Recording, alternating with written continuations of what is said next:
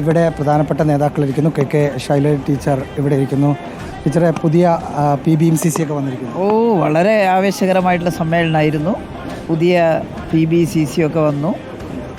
സഖാവ് MA baby general secretary ആയിട്ട് തിരഞ്ഞെടുക്കപ്പെട്ടു.